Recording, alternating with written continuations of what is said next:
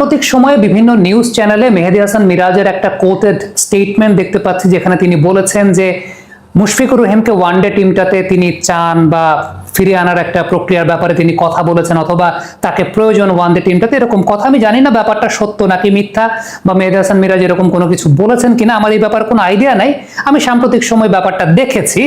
এখন এটা উচিত কিনা আপনি যদি আমাকে সেই প্রশ্নটাও করেন, সত্যি কথা বলতে সেই ব্যাপারেও আমি কোনো মন্তব্য করতে চাই না, কারণ I am not a part of the system. তবে আমি একটা পরিসংখ্যান আপনাদেরকে একটু সামনে তুলে ধরতে চাই। সেটা হচ্ছে গত এক বছরে 4 থেকে 6 নম্বর পজিশনে, অর্থাৎ মিডল অর্ডার পজিশনে ওয়ার্ল্ডের সবচেয়ে খারাপ দল, তার নাম বাংলাদেশ।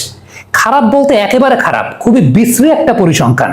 আপনি যদি অন্যান্য টিমগুলোর সঙ্গে একটু কম্পেয়ার করে দেখেন, আমি একটু পরিসংখ্যানটা আপনাদের সামনে তুলে ধরতে চাই, যে এই পরিসংখ্যানটা দেখলে আপনার কাছে আসলে লজ্জাই লাগবে। গত এক বছরের পার্সপেক্টিভে পরিসংখ্যানটা যেটা বলছে যে 4 থেকে 6 নম্বর পজিশনে নিউজিল্যান্ডের এভারেজ সবচেয়ে বেশি 47.27। স্ট্রাইক রেটটা যেটা আপনি দেখতে পাচ্ছেন যে প্রতি ওভারে তারা 6.10 করে রান তুলেছে। 100টার উপর 100 রানের পার্টনারশিপ তারা করেছে 5 বার, 50 রানের পার্টনারশিপ করেছে 14 বার। এরকম ভাবে আপনি যদি ক্রোনোলজিক্যালি দেখতে থাকেন, পাকিস্তানের 42, শ্রীলঙ্কার 41, ইংল্যান্ডের 38, আফগানিস্তানের 38, ইন্ডিয়ার 37, জিম্বাবুয়ের 37, অস্ট্রেলিয়ার 36, সাউথ আফ্রিকার 34, আয়ারল্যান্ডের 30, ওয়েস্ট ইন্ডিজের 28, বাংলাদেশের 25.43। মানে আপনি একটু খেয়াল করে দেখেন, 12টা টিমের মধ্যে বাংলাদেশের এভারেজ সবচাইতে খারাপ। 25 রানও 4 থেকে 6 নম্বর উইকেটে তারা টিকতে পারে না নিয়মিতভাবে। এবং ওভার প্রতি রান তোলার যে হারটা, সেটা তো আরো ভয়াবহ, 4.37। আপনি কম্পেয়ার করে অন্যান্যদেরটা দেখতেই পাচ্ছেন। আমি বলে সময় নষ্ট করতে চাই না, তবে আপনি জাস্ট পার্থক্যটা লক্ষ্য করে দেখেন। আফগানিস্তান 5.50 হারে রান তোলে, বাংলাদেশ তোলে 4.37, ইভেন আয়ারল্যান্ড 5.68 হারে রান তোলে। এবার আপনি যদি সেঞ্চুরি পার্টনারশিপ দেখেন, 5টা করে আছে পাকিস্তান এবং নিউজিল্যান্ডের, শ্রীলঙ্কার 2টা, বাংলাদেশের 2টা সেঞ্চুরি পার্টনারশিপ আছে, but it was more of A damage repair. আপনি 50 পার্টনারশিপ যদি চিন্তা করে দেখেন, ওয়েস্ট ইন্ডিজের 9টা 50 পার্টনারশিপ আছে। ইভেন আফগানিস্তান যদি আপনি চিন্তা করেন, আফগানিস্তানের 3টা, ইংল্যান্ডের 11টা, শ্রীলঙ্কার 13টা, পাকিস্তানের 10টা, বাংলাদেশের আছে মাত্র 3টা। সো একটা বিষয় কিন্তু বোঝা যায়, সেটা হচ্ছে যে বাংলাদেশের মিডল অর্ডার গত এক বছর ধরে it's not up to the mark according to the standard of international cricket. এবং এই কারণেই লিটন কুমার দাসকে, without performing anywhere, not being a regular performer of this format, তাকে আবার ফিরে আনা হয়েছে তার ট্যালেন্টের উপর ট্রাস্ট করে, অর্থাৎ তার ট্যালেন্টের উপর ভরসা করে। যে আমরা জানি Liton technically he is a sharp batter, আমরা জানি যে হি হ্যাজ দ্য পটেনশিয়াল, আমরা জানি যে he can deal the spinners well, আমরা জানি he can rotate the strikes. এই কারণে লিটন কুমার দাসকে আসলে ফিরিয়ে নিয়ে আসা হয়েছে উইদাউট ডুইং এনিথিং, অর্থাৎ তিনি কোনো কিছু করার ব্যতি রেখেই তাকে ওয়ানডে টিমে ফিরিয়ে নিয়ে আসা হয়েছে। কারণ এই জায়গায় লিটন কুমার দাসও রেগুলার 4 নম্বরের ব্যাটার না হয়েও যে ইম্প্যাক্টটা রাখতে পারবেন বলে আমরা জানি, এই ইম্প্যাক্ট রাখার মতো ব্যাটারও আমাদের পাইপলাইনে আসলে নাই, বা যাদেরকে দিয়ে ট্রাই করানো হয়েছে তারা কেউ তো ওই জায়গায় রাস্তার প্রতিদানটা দিতে পারেন নাই। এখন লিটনের ক্ষেত্রে কি ব্যাপারটা হয়েছে আমি আপনাকে বলি। 3টা ম্যাচে আমরা দেখলাম যে 40-এর উপর রান করে Liton all of a sudden তিনি আউট হয়ে গেলেন। Liton very much over কশাস। Liton অনেক বেশি মাত্রায়, অনেক সময় হয় না যে আপনি যখন অতিরিক্ত সচেতন থাকবেন, অতিরিক্ত সচেতন থাকলে আপনি একটা মিস্টেক করে ফেলবেন, এবং অতিরিক্ত সচেতন থাকতে গিয়ে মারার বলটাকে ডিফেন্স করতে গিয়ে লিটন আউট হয়ে যাচ্ছেন। আপনি লাস্ট ম্যাচের উইকেটটা যদি চিন্তা করে দেখেন, he was very much over cautious. ওই বলটা আপনি যদি লিটনকে এটা টি20 ক্রিকেটে দেন, যেখানে তার আসলে settle format, he knows that he is the captain, he is very much set in there, এরকম ফরম্যাট হলে Liton Kumar Das out of 10 times 9 times he will go for the sweep shot, যাবেনি। কিন্তু এই ম্যাচে তার চিন্তাটা হচ্ছে, তার হয়তোবা তিনি মনস্তাত্ত্বিকভাবে সেট করে রেখেছেন যে ওকে, আমাকে ওয়ানডে টিমটাতে সেট হতে হবে, থাকতে হবে, just basic, just hang around there, ওই জায়গাটা থাকাটা, সেটাকে লিটন ইম্পর্টেন্ট ফিল করেছেন। এবং যে কারণে আলটিমেটলি যে বিষয়টা দেখা যাচ্ছে সেটা হচ্ছে যে ওভার কশাস হতে গিয়ে, মারের বলকে আমি ডিফেন্স করতে গিয়ে অফ দ্য ডিফেন্স আমি আউট হয়ে যাচ্ছি। This is number 1।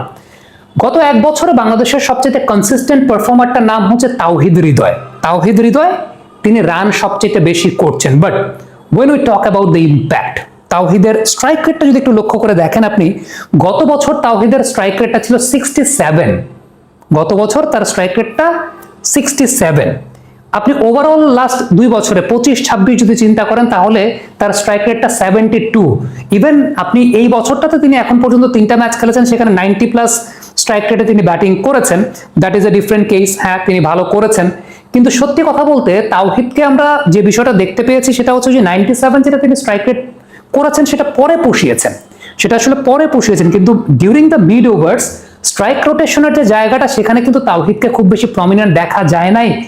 প্রচুর পরিমাণে ডট বল কনসিড করতে দেখা গেছে এবং তার ব্যাটিংটা অনেকটাই যে বিষয়টা মনে হচ্ছে সেটা হচ্ছে কি যে বেসিক বল হচ্ছে, বেসিক বলে বেসিক যে শট দরকার, not considering where the fielders আর, তাওহিদ জাস্ট ওই জায়গায় বলটাকে প্লেস করছেন সেফলি। ব্যাপারটা হচ্ছে ওয়ানডে ক্রিকেটে আপনি যদি স্ট্রাইক রোটেট করতে চান, you need to have some X factors, তাই না? যে আপনাকে এক ধরনের বল হয়তো বা করছে বোলার, আপনি পায়ের ব্যবহার করে মিড উইকেটে একটা ফিল্ডার আছে, আপনি একটু ডানে বা বামে একটু কোনাকাঞ্চি করে আপনি গ্যাপ প্রডিউস করে একটা সিঙ্গেল নিলেন, ওই কাজটা দেখা যায় না। একদম খুবই বেসিক যেটা দেখা যায় সেটা হচ্ছে ঠিক আছে অফ স্পিনারটাকে ভেতরের দিকে ঢুকাবে, নর্মালি আমরা সেই বলটাকে এদিকে গ্ল্যান্স করবো, ফিল্ডার থাকুক না থাকুক, মানে বিষয়টা একদম ওই রকম হয়ে যাচ্ছে যে আলটিমেটলি ওইখানে ফিল্ডারটা রাখা হচ্ছে, ওই ফিল্ডারের কাছে বলটা যাচ্ছে, সিঙ্গেলটা তিনি পাচ্ছেন না। সো এইটা একটা অনেক বড় আমার কাছে মনে হয় যে হ্যাঁ তাওহিদ although he is getting runs, এবং সত্যি কথা বলতে উপরের দিক থেকে যখন ড্যামেজ হচ্ছে, নাজমুল শান্ত প্রথম কয়েক ওভারের মধ্যে যখন আউট হয়ে যাচ্ছেন তখন আপনার ড্যামেজ রিপেয়ারটা দরকার, এবং তখন যখন প্রচুর পরিমাণে ডট বল খেলে তাওহিদ লাস্টে একটা পুষিয়ে দেওয়ার মতো ব্যাটিং করছেন, সেটাকে তখন আমরা খুব বেশি আমলে নিচ্ছি না।